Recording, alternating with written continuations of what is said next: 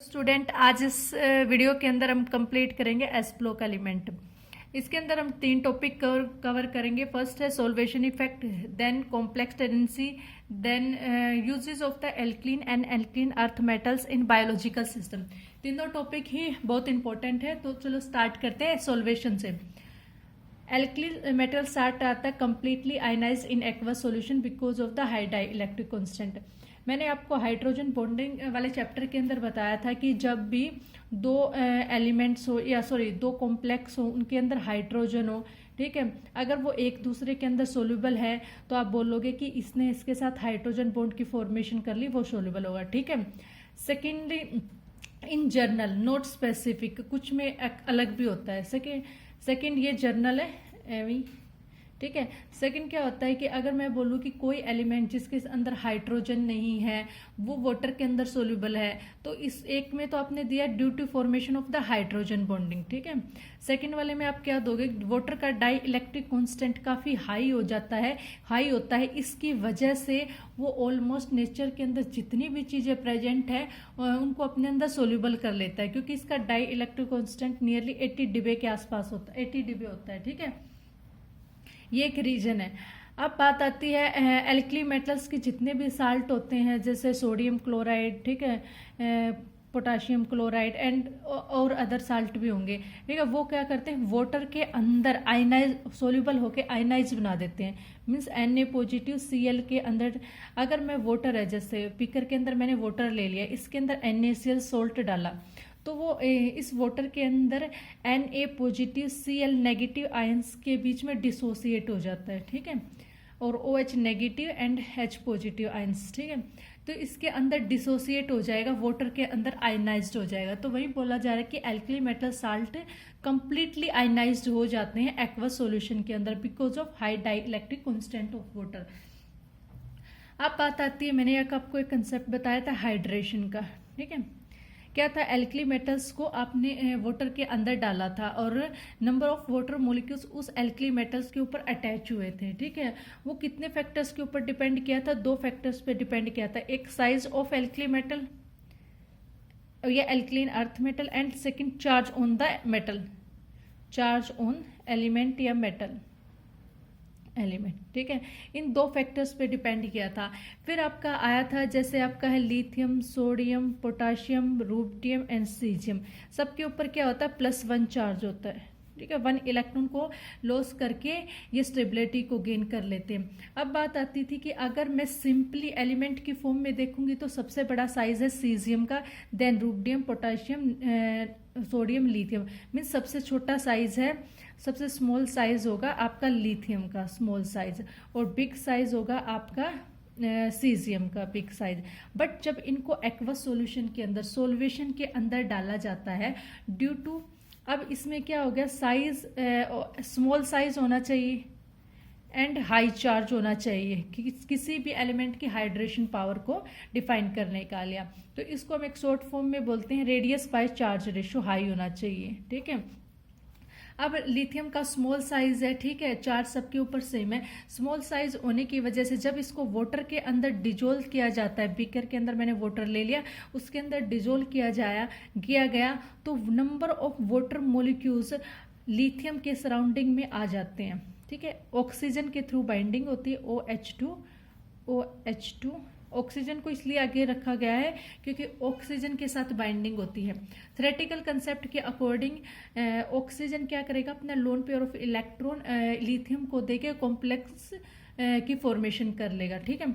ये है, इसकी वजह से क्या होगा, लिथियम का स्मॉल साइज होने की वजह से ये हैवी हाइड्रेटेड हो जाता है, हैवी हाइड्रेटेड, ठीक है, means number of water molecules आके अटैच हो जाएंगे स्मॉल साइज होने की वजह से। सेकंड ये है ना, अब जैसे वाटर के अंदर, अब इसका साइज क्या था, पहले इतना साइज था, अब वाटर को लगा के इसका साइज बड़ा हो गया है। अब ये है लिथियम H2O4 का साइज, अब बड़ा साइज हो गया, जिसकी वजह से इसको मूव करने में प्रॉब्लम आती है, तो इसको बोलोगे स्लगिश टू मूव फास्ट। अब ये जल्दी जल्दी मूव नहीं कर सकता। फॉर एग्जाम्पल अगर कोई छोटी सी ये है कोई बीकर, इसके अंदर एक छोटी सी और एक बड़ी है, तो मूव करने में छोटी वाली एलिमेंट को इजी होगा, वो इजीली मूव कर सकता है। बड़ा वाला एलिमेंट को डिफिकल्टीज आती है मूव करने में। तो क्या हुआ, एक्वा सॉल्यूशन के अंदर लिथियम का साइज हाइड्रेटेड, अब इन अगर मैं साइज की बात करूं एल्कली मेटल की इन एक्वा सॉल्यूशन, तो आप सबसे बड़ा साइज होगा लिथियम आयन का, देन सोडियम आयन का, देन एज, ठीक है, सबसे छोटा साइज होगा सीजियम आयन का। ठीक है, क्योंकि सीजियम का साइज बहुत बड़ा है, बहुत बड़ा होने की वजह से वाटर के जो मोलिक्यूल्स है वो कम अट्रैक्ट करते हैं उसको। इस वजह से क्या होगा, जब भी बीकर के अंदर सीजियम आयन होगा, अब सीजियम का पहले इतना बड़ा साइज था, ठीक है, अब वाटर के अंदर इसका साइज छोटा हो गया है, तो हाइड्रेटेड सीजियम का साइज छोटा होगा। अब क्या करेगा, साइज छोटा है तो वाटर के अंदर मूव इजिली करेगा सीजियम। तो एक्वस सॉल्यूशन में एक्वस सॉल्यूशन में सबसे छोटा साइज है सीजियम का, तो हम बोलेंगे हाइड्रेटेड सीजियम का साइज सबसे छोटा होगा। ठीक है, तो ये फास्ट मूव करेगा। अब क्या बात है कि किसी भी सॉल्यूशन में आयंस की मूव करने की जो कैपेबिलिटी होती है उसको आयनिक मोबिलिटी बोलते हैं, आयनिक मोबिलिटी। ठीक है, आयनिक मोबिलिटी सबसे हाई किसकी होगी, जिसका सबसे छोटा साइज होगा। सबसे छोटा साइज किसका है, सीजियम का इन एक्वस सॉल्यूशन। और आयनिक मोबिलिटी आप काउंट करते हो एक्वस सॉल्यूशन में, तो बार बार एक्वस सॉल्यूशन लगाने की भी नीड नहीं है आपको। जब भी आयनिक मोबिलिटी का कंसेप्ट आए आप समझ जाना कि वाटर के अंदर मूवमेंट चेक कर रहे हैं। तो ये वाली आपका ऑर्डर होगा आयनिक मोबिलिटी का। सबसे स्मॉल साइज है सीजियम का, तो सबसे फास्ट मूव करेगा ये। अब सेकंड कंसेप्ट आता है कि जैसे मैंने लिथियम का है, ठीक है, लिथियम को वाटर के अंदर डिजोल्व किया, ये वाला कॉम्प्लेक्स बन गया लिथियम का। ठीक है, ये एक जैसे लिथियम को वाटर के अंदर डिजोल्व किया, नंबर ऑफ वाटर मॉलिक्यूल आके अट्रैक्ट हुए, OH2 ये क्या होती है, फर्स्ट हाइड्रेशन की लेयर होती है। ठीक है, अब मान लो कि और नंबर ऑफ वाटर मॉलिक्यूल्स है, इसको first hydration primary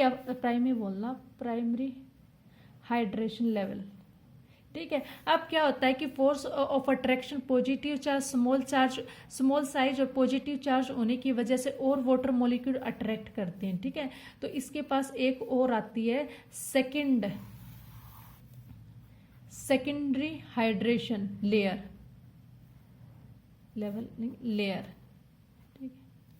second hydration level. तो टोटल मिला के आपका जो लिथियम का साइज है इन एक्वस सॉल्यूशन में बिग हो जाता है। ठीक है, अब यहाँ पे जो आपका लिथियम है वो 4 कोऑर्डिनेटेड होगा। इसमें क्या होगा, ऑक्सीजन अपने lone pair of electron donate करेगा लिथियम को and formation of the complex, aqueous complex of lithium.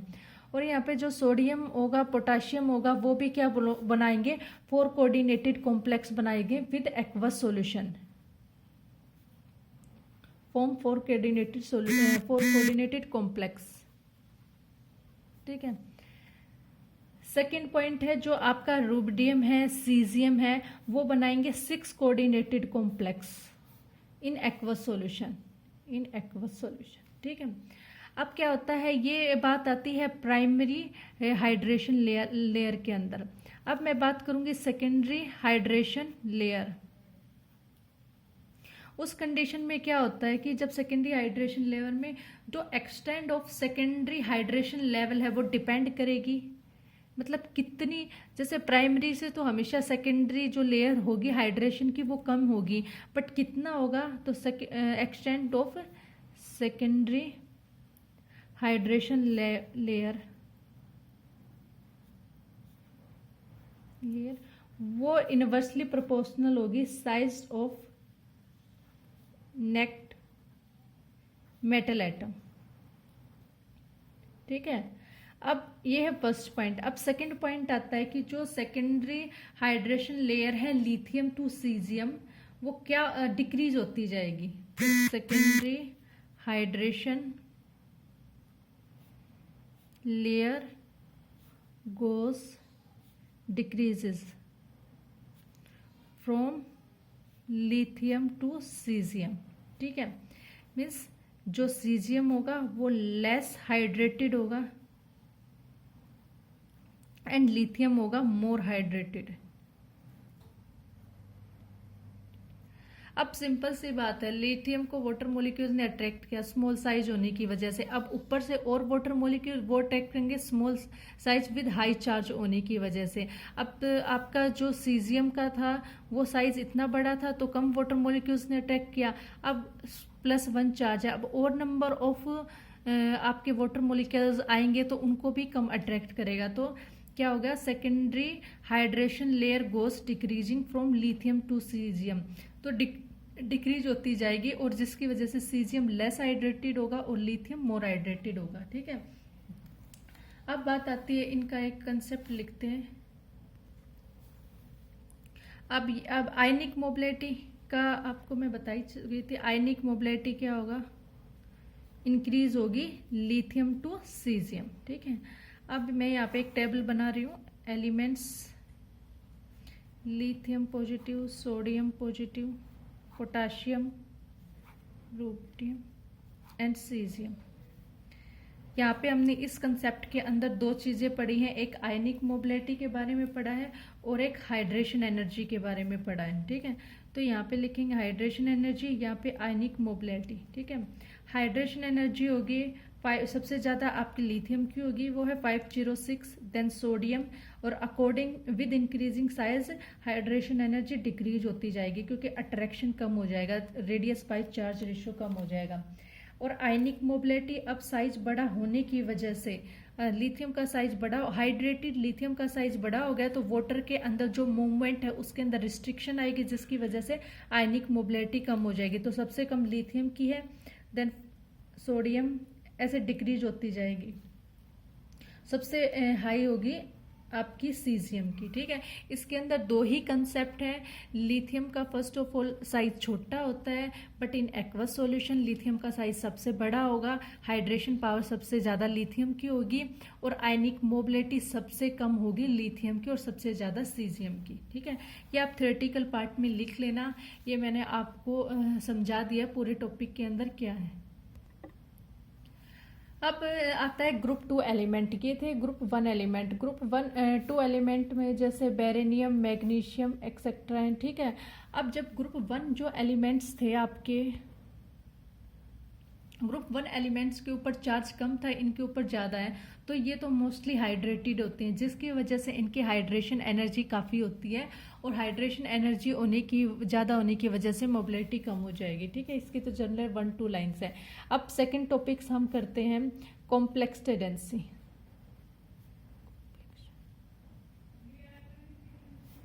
Tendencies,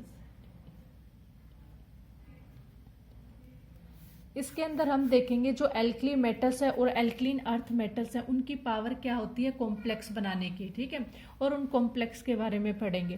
first of all, कोई भी एलिमेंट को कॉम्प्लेक्स बनाने के लिए कुछ कंडीशन को फॉलो करना पड़ता है। ठीक है, वो कंडीशन 3 कंडीशन है। फर्स्ट है small size of the cation, small size of cation, कि जो भी कैटायन कॉम्प्लेक्स की फॉर्मेशन कर रहा है उसका साइज स्मॉल होना चाहिए। सेकेंड कंडीशन है उसके ऊपर हाई चार्ज होना चाहिए, हाई चार्ज होने की वजह से वो लिगेंड को अप्रोच करेगा।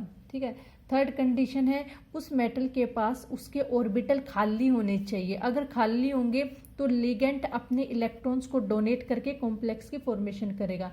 तो एम्प्टी ऑर्बिटल्स, और वो जो एम्प्टी ऑर्बिटल्स होने चाहिए ना उनकी एनर्जी लो होनी चाहिए, ऑफ लो एनर्जी।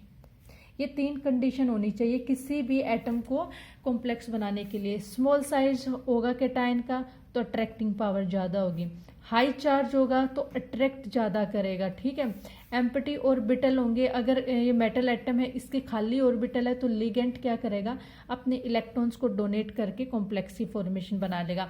बट अगर उन जो एम्प्टी ऑर्बिटल है अगर उनकी हाई एनर्जी हुई तो लिगेंड को दिक्कत आती है इलेक्ट्रॉन को डोनेट करने में, तो क्या होना चाहिए लो एनर्जी ऑर्बिटल्स होने चाहिए। अगर ये तीनों कंडीशन सेटिस्फाई करेगा तो वो मेटल एटम सबसे स्ट्रॉन्ग कॉम्प्लेक्स की फॉर्मेशन करेगा। अब इसको अप्लाई करते हैं फर्स्ट ऑफ एल्कली मेटल्स के ऊपर। आपको पीरियोडिक टेबल में मैंने स्टार्टिंग में ही बताया था एल्कलीन और एल्कलीन अर्थ मेटल्स का सबसे बड़ा साइज होता है, तो फर्स्ट कंडीशन इसके ऊपर अप्लाई नहीं होती क्योंकि इनका साइज क्या होगा बिग साइज हो गया, big size of group 1 and 2 element. ठीक है, तो इसकी वजह से ये कॉम्प्लेक्स नहीं बना, मतलब कॉम्प्लेक्स बनाने की टेंडेंसी कम है, ये कि नहीं बनाते हैं, ये जर्नल फैक्टर्स हैं। सेकंड बात आती है कि इनके ऊपर चार्ज हाई होना चाहिए। पीरियोडिक टेबल में सबसे कम चार्ज ग्रुप 1 और 2 एलिमेंट के पास ही होता है, बाकियों के पास तो हाई चार्ज होता है, तो इनके पास हाई चार्ज नहीं है, इनके पास लो चार्ज है, तो ये वाली कंडीशन भी फॉलो नहीं होती। अब बात आती है एम्प्टी ऑर्बिटल्स। कुछ एलिमेंट्स के पास एम्प्टी ऑर्बिटल है विद लो एनर्जी।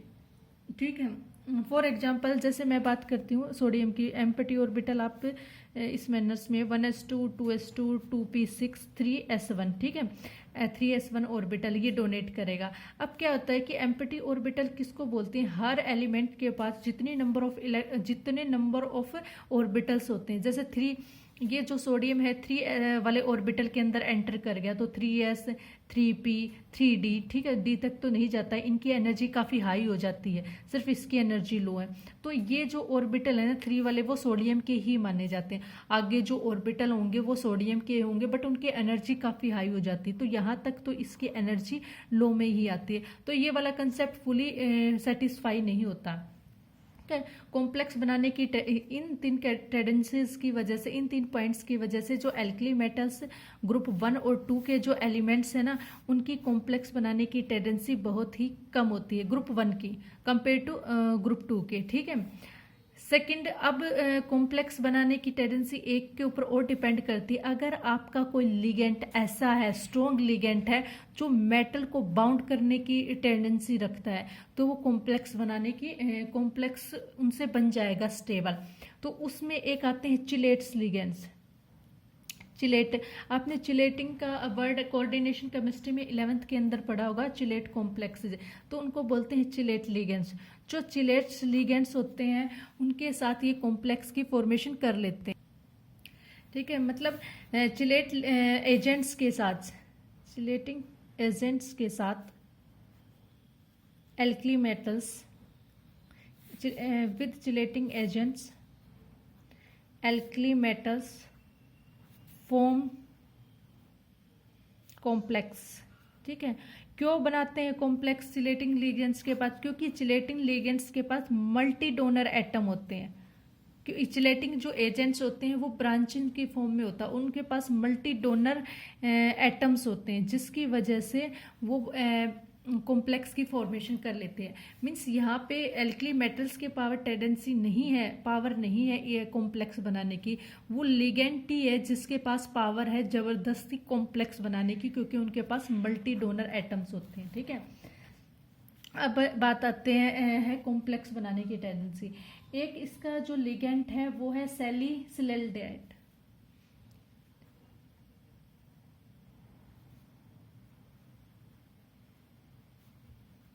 ठीक है, इसका जो फार्मूला होगा वो है बेंजीन की रिंग विद OH और एक पोजीशन पे होगा CHO।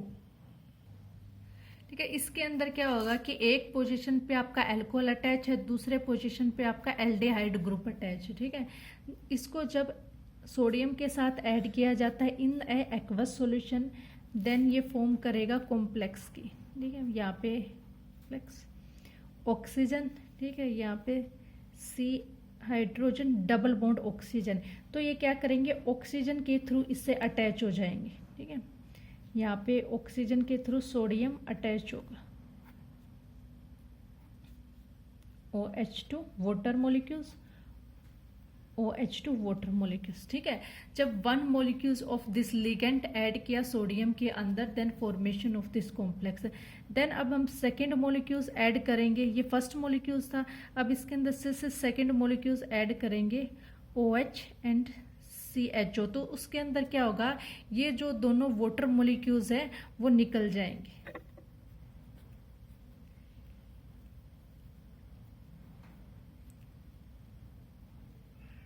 H हियर सोडियम, यहाँ पे अटैच होगा आपका OH, देन ये थोड़ा सा रफली सा हो गया, C double bond double bond O के साथ ये अटैच है, ईयर H, ठीक है। इन दो वाटर मॉलिक्यूल्स के प्लेस पे आप एक दूसरा ligand, sorry same ligand in second mole में आप ऐड कर दो। नेक्स्ट हम चलते हैं next complexing agent which is acetyl acetone, ठीक है। ये डैश मैंने सब समझाने के लिए लगाया। एसिटाइल एसीटोन ये क्या होता है, एक स्ट्रॉन्ग कॉम्प्लेक्सिंग एजेंट होता है, स्ट्रॉन्ग कॉम्प्लेक्सिंग एजेंट। किस वजह से, क्योंकि इसके अंदर जो दो पार्ट्स होते हैं ना, ये जो एग्जिस्ट करता है दो फॉर्म के अंदर एग्जिस्ट करता है, एक इनोल फॉर्म के अंदर एग्जिस्ट करेगा और एक कीटो फॉर्म के अंदर एग्जिस्ट करता है, ठीक है। विद द एल्कली मेटल्स के साथ कॉम्प्लेक्स बना है। एसिटाइल एसीटोन एक स्ट्रॉन्ग कॉम्प्लेक्सिंग एजेंट है, किस वजह से, क्योंकि दो फॉर्म के अंदर एग्जिस्ट करेगा, keto form and enol form. Here the structure C double bond O CH2, ठीक है। Here CH2 then C double bond O। ये ऐसे अगर स्ट्रक्चर लिखोगे तो आपको याद करने में इजी रहेगा, ठीक है। देन या फॉर्मेशन ऑफ द 3CH3, ठीक है। CH3 C double bond O, CH2 C double bond O, CH3, दो CH3 है, दो C डबल बॉन्ड O है और 1 CH2 ग्रुप है, ठीक है। ये है इसकी कीटो ग्रुप, क्योंकि इसके अंदर कीटोन ग्रुप है, ठीक है।